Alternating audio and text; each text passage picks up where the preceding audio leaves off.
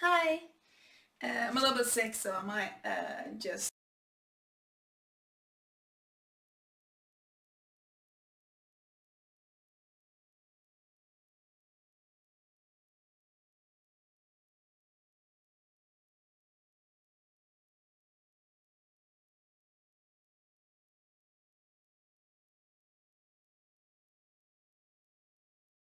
a very natural feeling. Um, but a lot of different diagnoses also come with depression as a symptom. Um, both the two of my diagnoses do have that. Both lupus and Tourette's have that as very usual to come with that. And then it's important to know the different warning signs. It took me quite a long time to actually get to know my own warning signs, and the warning signs can be different from individual to individual. So even though some of them are quite similar, seen from the outside, for me it's important to know what's going on the inside so I can see them myself and start doing something about it. I know that my depression often get very much worse or can come back when I'm tired, if I've been sick for a long time, and in my head my thoughts usually start thinking about it, like I can't do it anymore, and I can't handle it and stuff like that. But then I know it's the part that needs rest.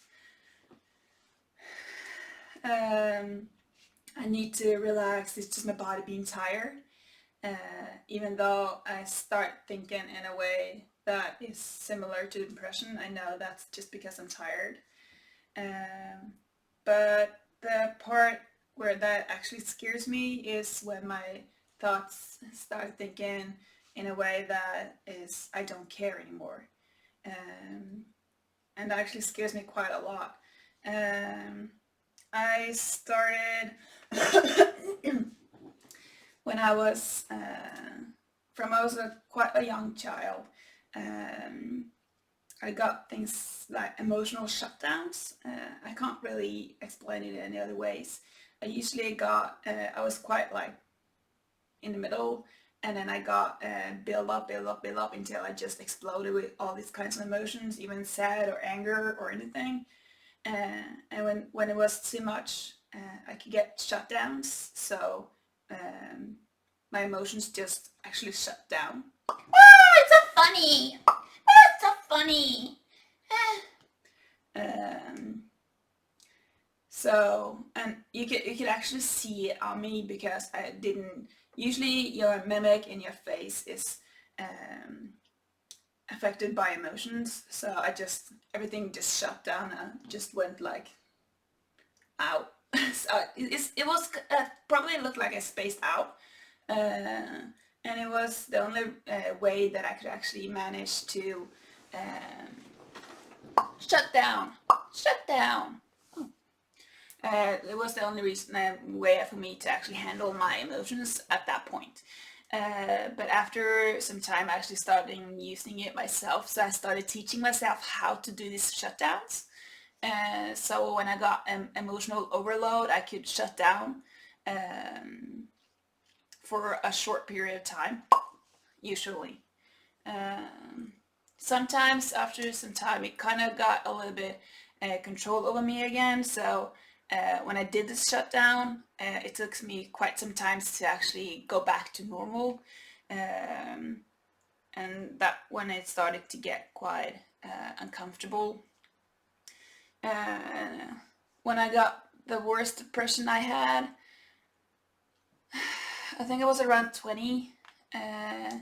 My body starting being quite bad, so I had troubles keeping up at school, being active, doing things, and then I could just lay in my bed and stare at a wall for hours at a time.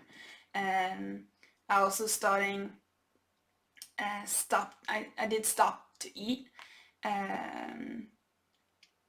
because my brain was telling me that I didn't deserve to eat.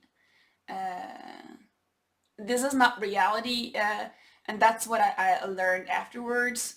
That my body's starting telling me things, my brain started telling me things.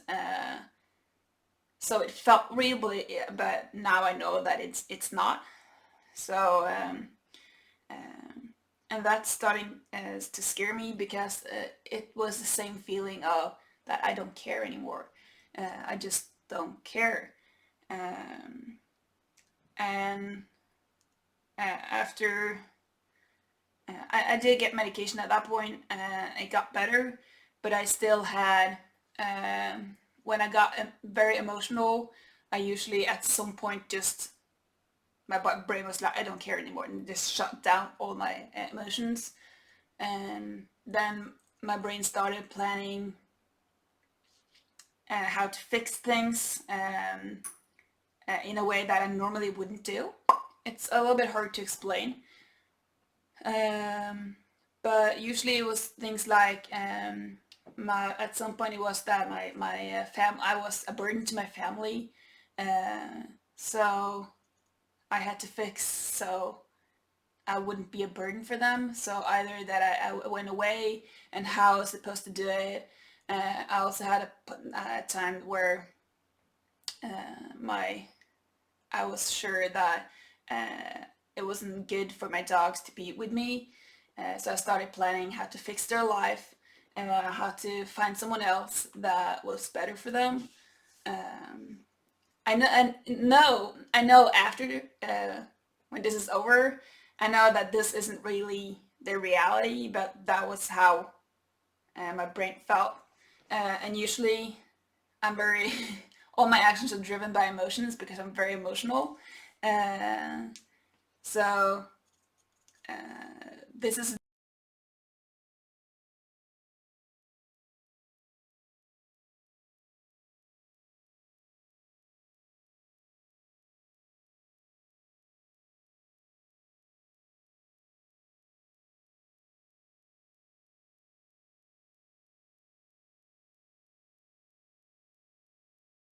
to topics that are very emotional to me. My brain usually starts saying, "I don't care," like, and it's trying to handle emotions by not feeling them anymore.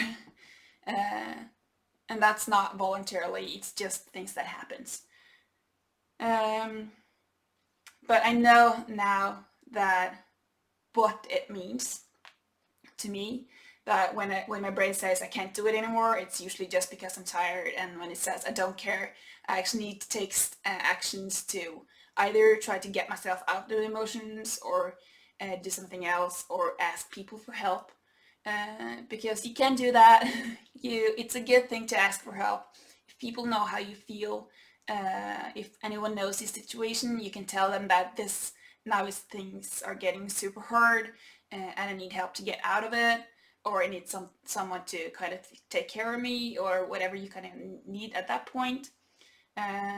For me, I do have medications that I've had it for some years, and it helps me a lot, because it's my stress level and my emotionals up and down are quite now a lot in a better level. It's more leveled, so I don't get those super downs and ups that much anymore, which is a lot better for me.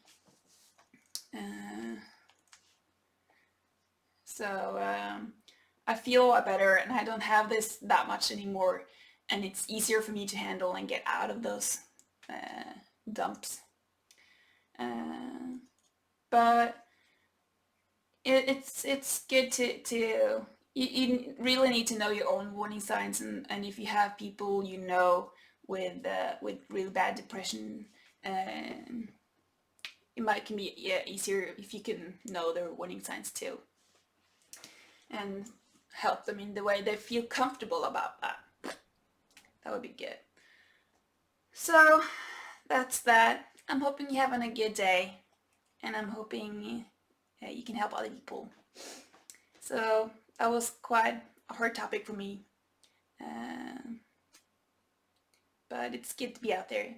We really need to help each other, and I know that a lot of people right now, since there's a lot of people indoors, affects a lot of people's emotional state. It can be quite hard for people, and it's not as easy to get to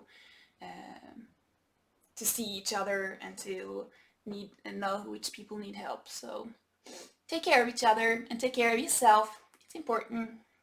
And have a good day. Bye.